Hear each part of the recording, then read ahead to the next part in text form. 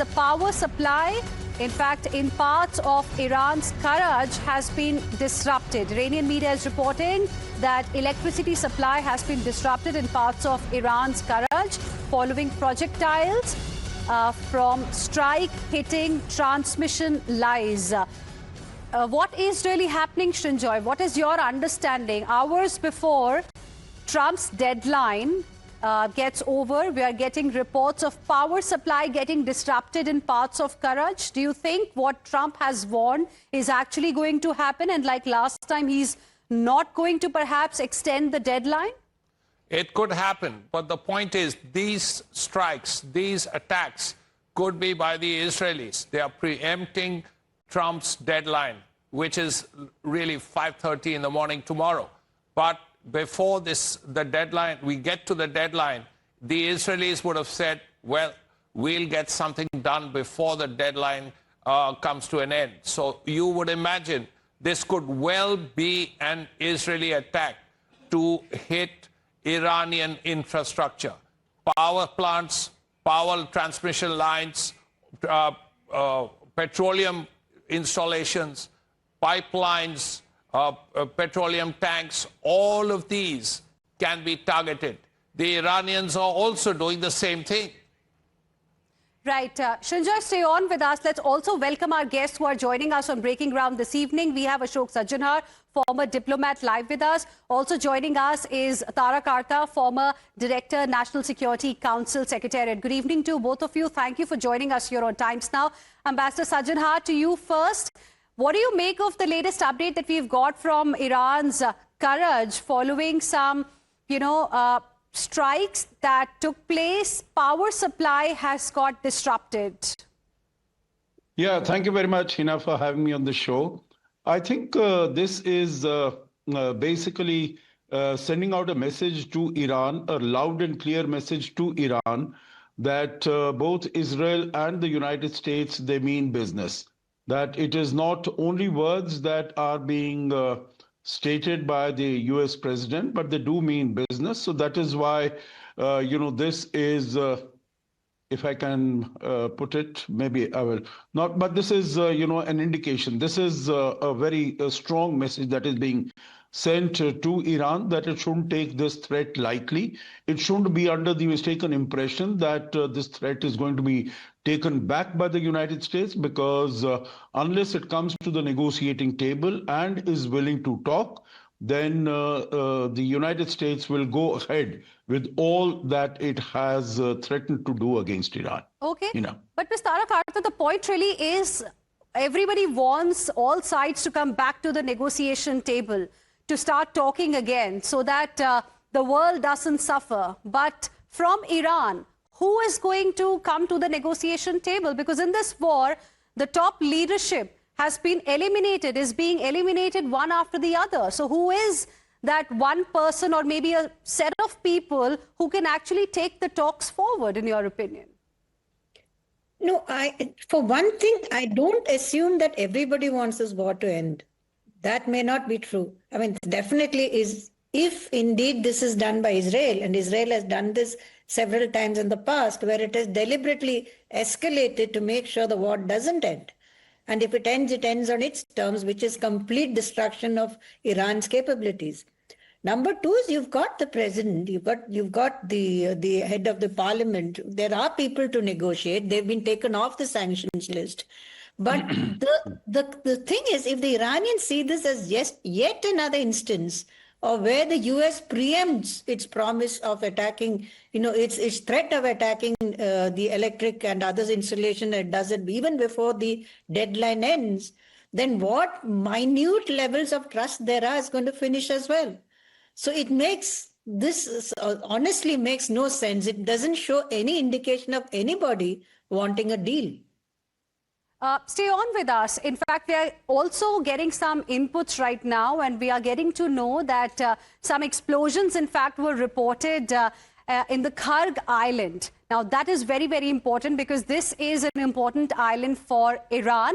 And let's tell you why Kharg Island really matters. It is considered as Iran's crown jewel when it comes to oil infrastructure. It handles 90% of Iranian oil exports. So from here only, you have export terminals from where Iranian oil is shipped to China. Remember, China is the biggest buyer of Iranian oil right now, and to other Asian countries. So for Iran, this piece of land is extremely important, the Kharg Island, and explosions were heard here.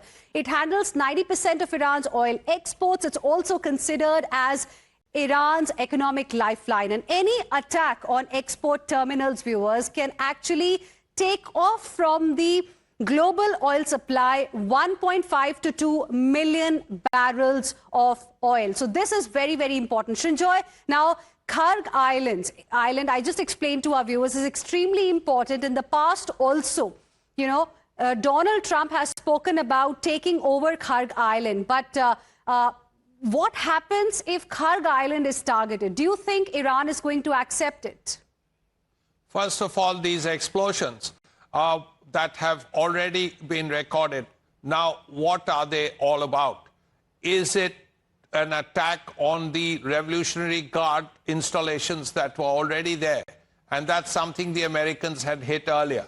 Or is it an attack on the infrastructure? You rightly spoken about the pipelines, the oil tanks, the export terminals. So is it an attack on the export terminals? That has to be cleared. The other thing is it a prelude to an invasion? The 82nd Airborne is there, the Marines are there. As of now, what is America going to do? Right. Ambassador Sajjanhar, now Kharg Island has also seen certain explosions. And on the other hand, we also have learned, as per reports, that there are some 10 demands that Iran has made if US and Israel would want this war to get over. Do you think Trump is going to accept these demands, or do you think after the deadline gets over, we are going to see something really big, the biggest turning point in this war? Yeah, so two questions, very important questions, Heena, and let me try to respond to both of them as best as I can. As far as the 10 demands are concerned, some of the demands can definitely be negotiated upon, like end to hostilities, giving some sort of commitment that there is going to be no attacks in future, etc. But some of them are very difficult. What Iran is saying that, they are going to charge $2 million per tanker, per ship that goes out of Strait of Hormuz, because this is a violation of a well-accepted international principle that these are international waters, these are global commons. Under the UNCLOS 82, full freedom of shipping and navigation is permitted through the Strait of Hormuz. If you start, agreeing to levying tariff on to favor one country or the other, then there are many other such straits in the world. You have Malacca Strait, you have, Lombok Strait, you have Sunda Strait, which are also very important choke points. Right. You also have Bab el-Mandeb.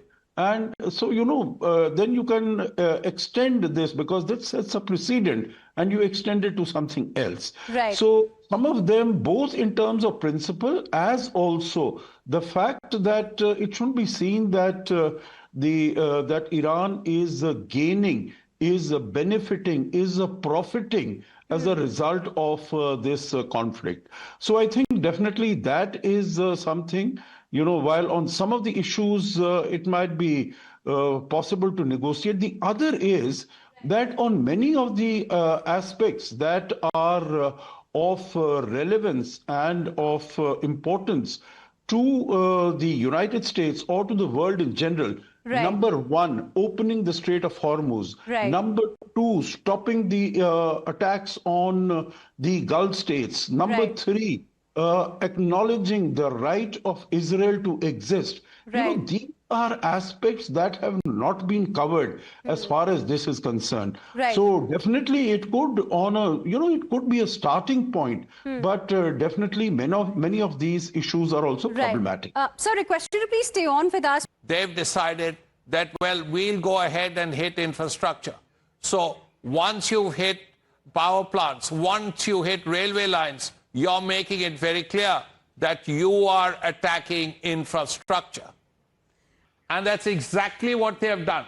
Kharg Island, yes, and the railway lines. If you're going to strike infrastructure, what should you strike? Okay. Ideally, the railways and power plants. And Absolutely. they've done exactly that. Civilian infrastructure is on target right now. That's what we can say after looking at these updates, after looking at these visuals. Let me also get in a word from my guests who continue to be with us. Ms. Tara Kartha, does it mean that Israel does not really want this war to end? Like you said earlier also, not everybody in the world really wants this war to end. I mean, why couldn't Israel really wait for Trump's deadline to get over? The warning, remember, had come for the train network before that only.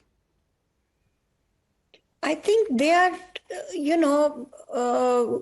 they have their objective from day one has been quite different from that of the US. That is complete elimination of the Iranian capability to strike, the Iranian capability to rearm, and in terms of decimating anything the Iran can do in future.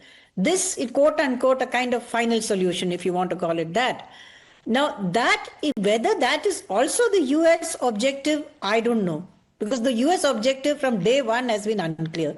Is it that the US has quietly told them, okay, you go ahead?